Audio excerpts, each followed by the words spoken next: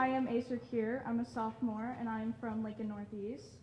Spill the tea. The ocean is a stew! And this is my poem, Affected by the Addiction.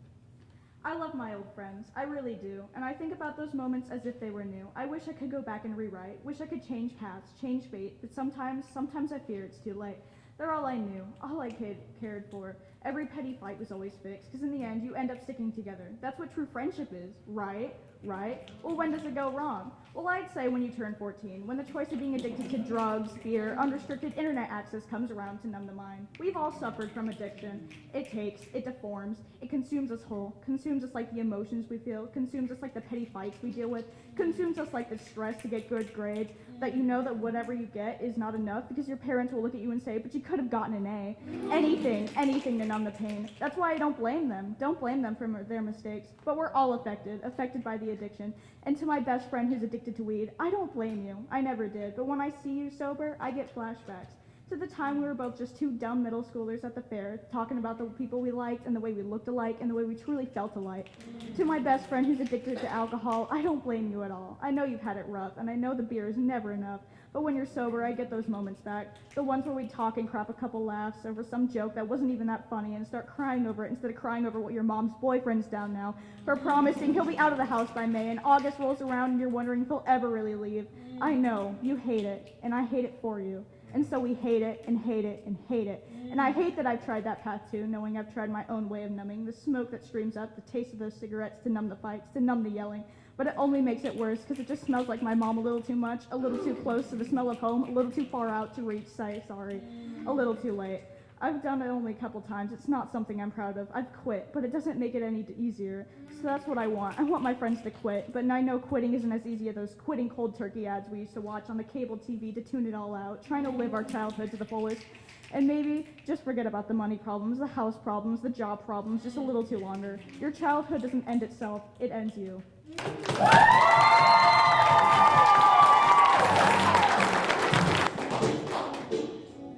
I'm Lexi Amon. I'm a freshman at Hastings High School. Black and white is how we do it! And this is my poem, 1.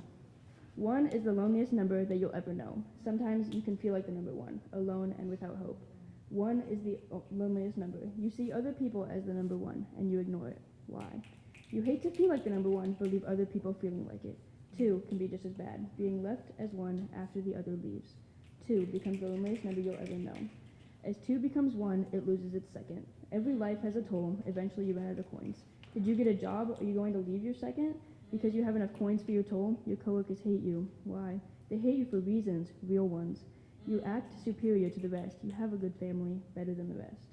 Maybe everybody has a second, when they don't lose. And they have a job, so they don't run out of coins, ever. The second makes you feel wanted, like you do have worth. Maybe you're better off as 1. You can start things on your own without the judgment of a second. You have a good job already. You don't need to worry about coins. Maybe 2 isn't so good. 2 is the loneliest number after it becomes 1. All right. Hi, I'm Chris Otto. I'm a freshman at Lincoln East. Who's that Viva? And this is my poem, The Mailbox. Dearest Genevieve, I feel as if I have failed you. It's been over 3 years since we've been the same person, but I wish I could give you some guidance, or maybe I wish I was there to be my own warning sign. It's getting harder and harder to tell the difference. 1, you need to learn how to stop counting. The first time you're gonna be on your math test, sure, it's gonna read 90%, but all your eyes will land on is the 0 at the end. 2 months from when you are reading this, you will lie to your closest friend, telling tales in a dance of truth or dare that your deepest, darkest secret was non-existent scars on your skin. Darling, did you know then you could predict the future? Dearest Genevieve, I've said it once and I'll say it again. My body is built like a broken record. It will never be just the first time. The scars you decorate your thighs with are not enough to kill your hunger pains. Summer days sprawl like suburbs. How long can you go without speaking? How long can you pick up your razor before each blade becomes another opportunity? You tell me it's just the first time. Genevieve, at the rate you're going, I'll show you a list of places you'll reach for. 5, left hand 4, hip bone 11, both sides 1, backhand 1.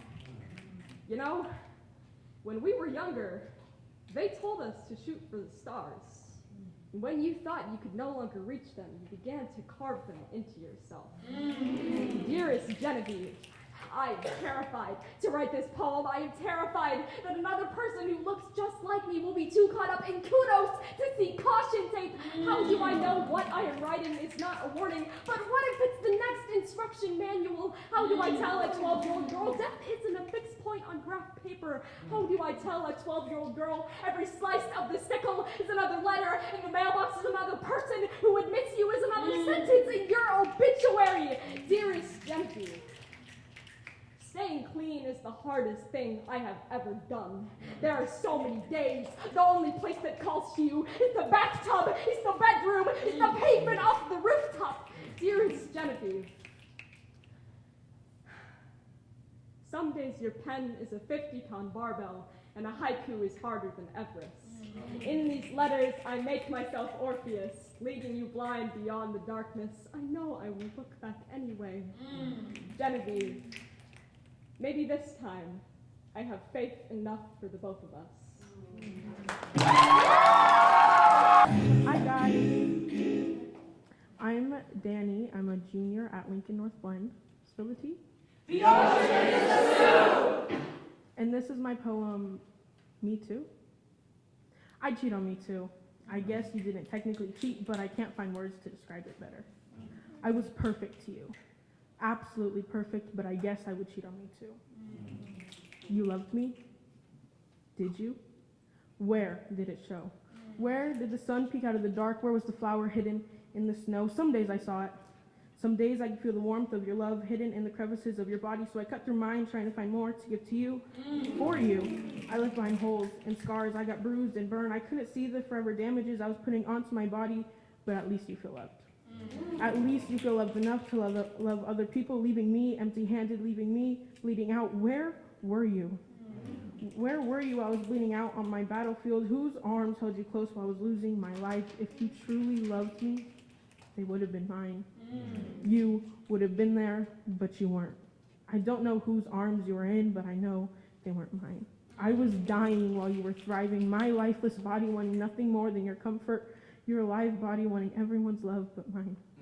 You and I are not the same. When the time came, I thought I knew the answer, choosing between me and her, but you tell me you don't know how to let her go. You tell me you don't know how to simply leave her, asking me every night, why do you seem off?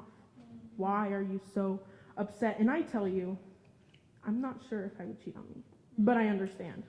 I inform you of all the love I gave and how you took and took and took with nothing in return. I tell you how I loved you until I was bleeding. I loved you until I was nothing but skin and bones. I loved you until it hurt. But I guess somehow I would cheat on me too.